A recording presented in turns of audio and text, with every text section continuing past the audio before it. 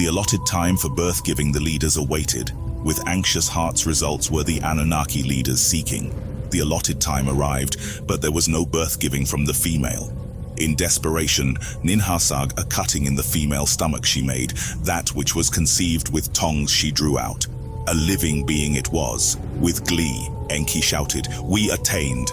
Ningishzida with joy cried out. In her hands, Ninhursag the newborn held. With joy she was not filled. Shaggy with hair all over was the newborn. His foreparts like of the earth primates were, his hind parts to those of the Anunnaki more akin they were.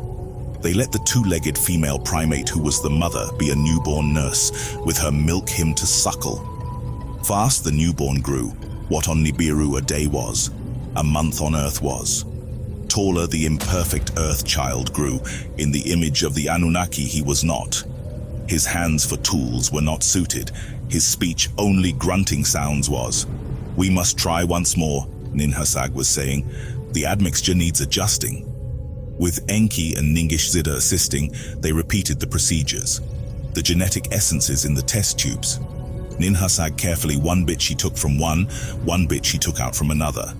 Then in the crystal bowl in the house of life, the eggs of an two-legged female primate she then inseminated.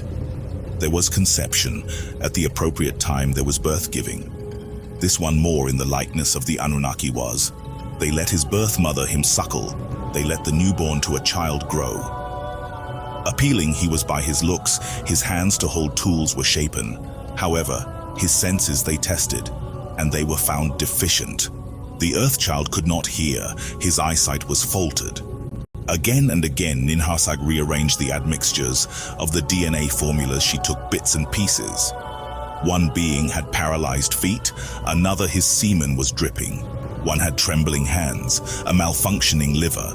One had hands too short to reach the mouth, one had lungs with breathing unsuited. Enki by the results was disappointed. "A primitive worker is not attained." To Ninhursag he said, "What is good and is bad in this being, by trials I am slowly discovering." Ninhursag to Enki responded, "To continue for success my heart prompts me." Once more an admixture she made, once more the newborn was deficient. "Perchance the shortfall is not in the admixture," Enki to her was saying. "Perchance neither in the female's oval nor in the essences is the of what the earth itself that the being comes from. Perchance that is what is missing. We shall no longer use Nibiru's test tubes as the crystal vessel, we shall use the clay of the earth as the vessel." So was Enki, with great wisdom stated to his sister Ninhursag. Perchance of gold and copper is required as well. Thus was Enki, he who knows things, prompting her to use clay of the earth and copper as test tubes to hold the genetic mixtures. In the house of life, Ninhursag made the earthly test tube from clay of the earth and copper. As a purifying bath, she shaped the vessel, within it to make the admixture. Gently into the earthly test tube the eggs of the female primate she put. The life essence from an Anunnaki's blood extracted she in the vessel then placed. By the genetic formulas was the essence directed, bit by correct bit was it in the vessel added. Then the oval thus fertilized into the womb of the female primate she inserted. "There is conception," Ninhursag with joy announced. The allotted birth-giving time they awaited. At the allotted time the earth female began to travail. A child, a newborn, was forthcoming. With her hands, Ninhursag the newborn extracted. A male it was. In her hands she held the child. His image she examined. It was the image of perfection. In her hands she held up the newborn. Enki and Ningishzida were present. With joyful laughter the three leaders were seized. Enki and Ningishzida were backslapping. Ninhursag and Enki embraced and kissed. "Your hands have made it." Enki, with a gleaming eye to her, was saying. They let the birth-giving mother, the newborn, suckle. Quicker than a child on Nibiru grows he was growing. From month to month the newborn progressed. From a baby to a child he was becoming. His limbs for the tasks were suited. Speech he knew not. Of speaking he had no understanding. Grunts and snorts were his utterings. Enki the matter was pondering. What was done each step and admixture he considered. Of all, one thing was never altered. To Ninhursag he was saying, into the womb of the hominid female fertilized eggs was always inserted. Perchance this is the remaining issue and obstruction. Thus Enki said. Ninhursag at Enki gazed, with bewilderment she him beheld. What in truth are you saying? Of him she an answer required. Of the birth-giving womb I am speaking, Enki responded, in our image and after our likeness to be, perchance an Anunnaki female womb is required. In the house of life there was silence, words never before heard Enki was uttering. They gazed at each other, about what in each other's mind they were thinking. Wise are your words, my brother, Ninhursag at long last was saying. Perchance the right admixture in the wrong womb was inserted. Now where is the female among the Anunnaki her womb to offer? Perchance the perfect primitive worker to create, perchance a monster in her belly she will carry. So was Ninhursag with a trembling voice saying. Enki then spoke and said, Let Ninki, my spouse we shall inquire, she will fulfill this task. Enki said, Let us call her to the house of life. The matter before her was laid out, and Ninki agreed. As Enki was turning to depart, Ninhursag put her hand on his shoulder. No, no, to Enki she was saying. The admixtures by me were made. Reward and endangerment should be mine. I shall be the one the Anunnaki womb to provide, for good or evil fate to face. Enki bowed his head. Gently he embraced her. So be it, to her he said. In the earthly test tube and vessel the admixture they made, the eggs of an earth hominid called Denisovan with Anunnaki male semen they put together.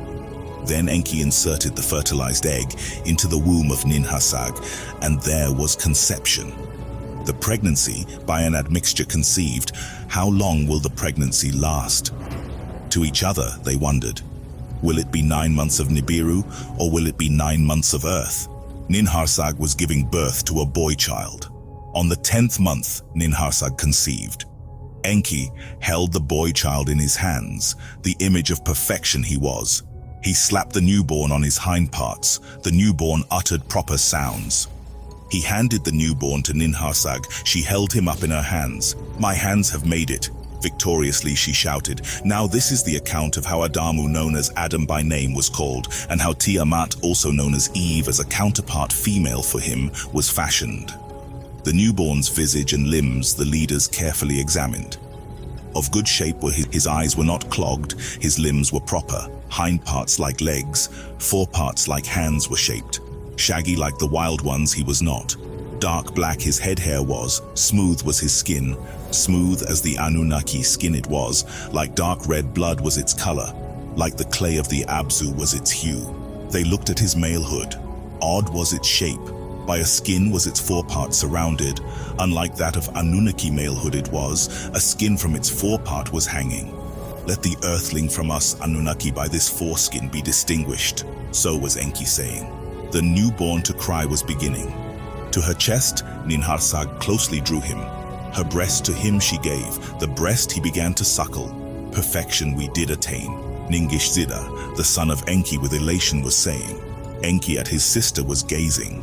A mother and son, not Ninhursag and a being he was seeing. A name will you give him? Enki inquired. A being he is, not a creature. Ninhursag cast her hand upon the newborn's body. With her fingers, his dark red skin she caressed. Adamu I shall call him, Ninhursag was saying. One who like earth's clay is, that will be his name. For the newborn Adamu a crib they fashioned. In a corner of the house of life they placed him. A model for primitive workers we have indeed attained, Enki said. Now a host of workers